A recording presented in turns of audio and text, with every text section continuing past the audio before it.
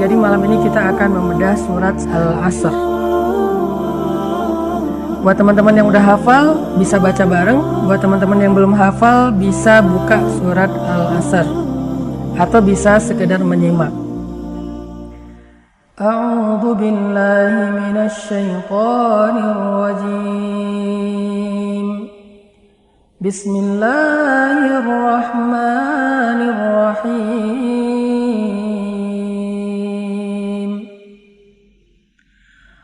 Wal 'ashr innal insana lafi khusr illa alladhina amanu wa 'amilus solihat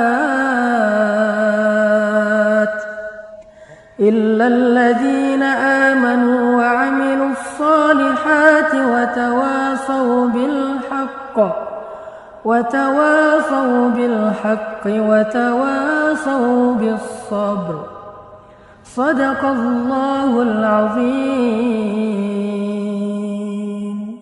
Surat Al-Asr ini adalah salah satu surat yang paling istimewa di dalam Al-Quran. Saking istimewanya surat Al-Asr ini, Nabi SAW mencontohkan sebuah sunnah kepada kita.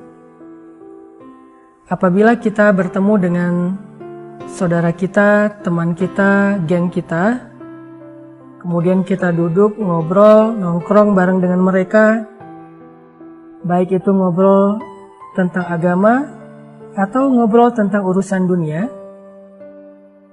Lalu setelah kita selesai dalam tongkrongan itu, kita ingin bubar, maka Nabi mencontohkan sebuah sunnah agar kita menutup tongkrongan kita, menutup majelis kita dengan membaca surat Al-Asr. Kenapa?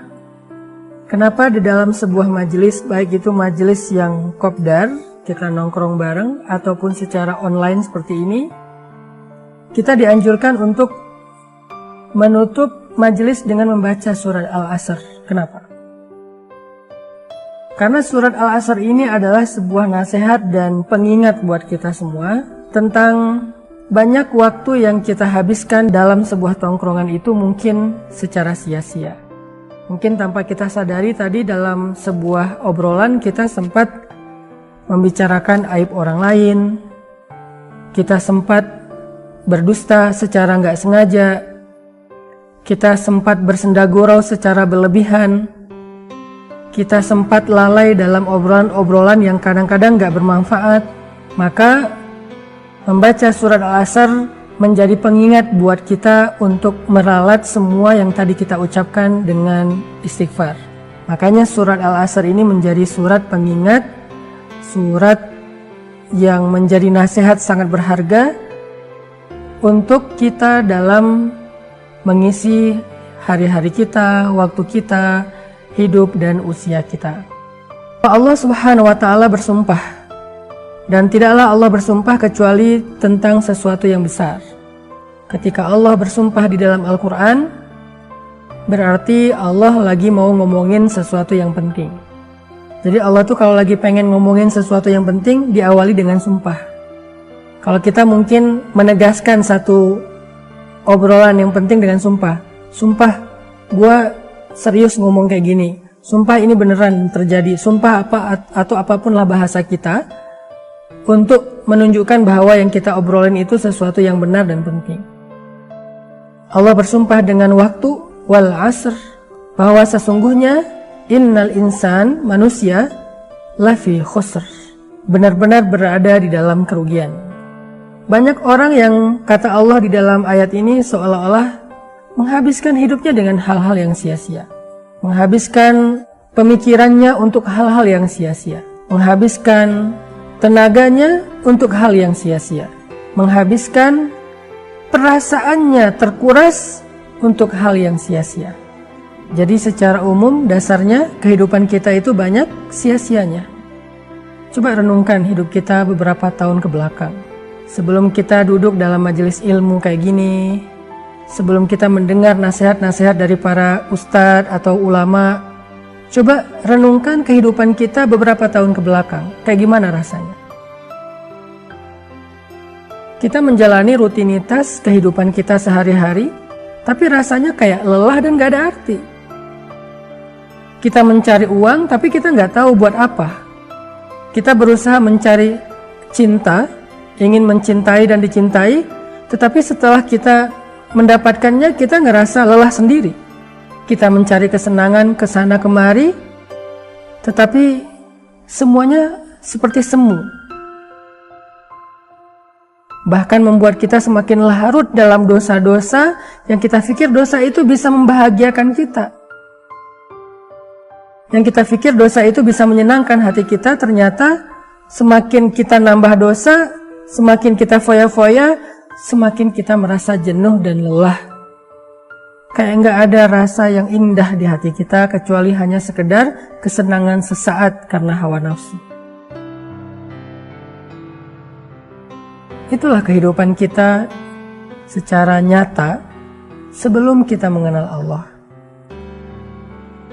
Sebelum kita mengenal Islam, apalagi jika seseorang udahlah dia nggak punya dunia, secara harta dia orang miskin, secara keluarga dia sebatang kara, secara fisik dia juga bukan orang yang sempurna amat, jauh pula dia dari Allah, maka menjadi lengkaplah perasaan jenuh, lelah dan gak berarti dalam kehidupan dia.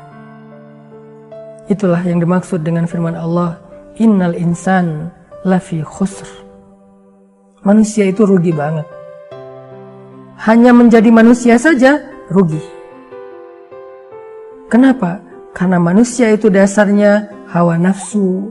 Manusia itu suka mengeluh, manusia itu nggak ada cukupnya, manusia itu bodoh, manusia itu lemah, manusia itu nggak punya pegangan, manusia itu nggak tahu apa-apa. Sehingga kalau dia hidup hanya mengandalkan dirinya sebagai manusia, hidupnya rugi.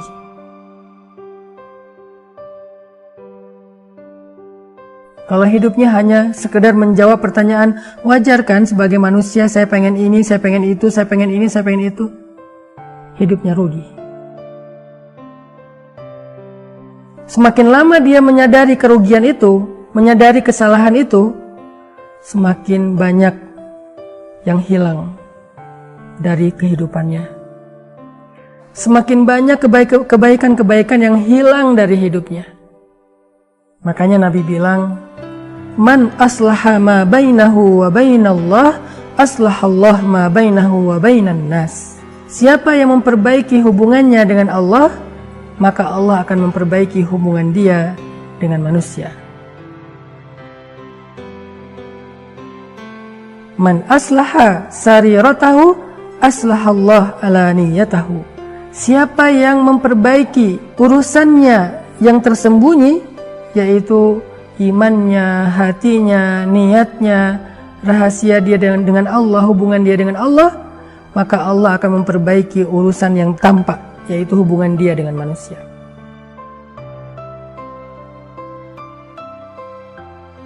Allah akan memperbaiki yang tampak, yaitu urusan dunianya, urusan hartanya, pekerjaannya, keluarganya.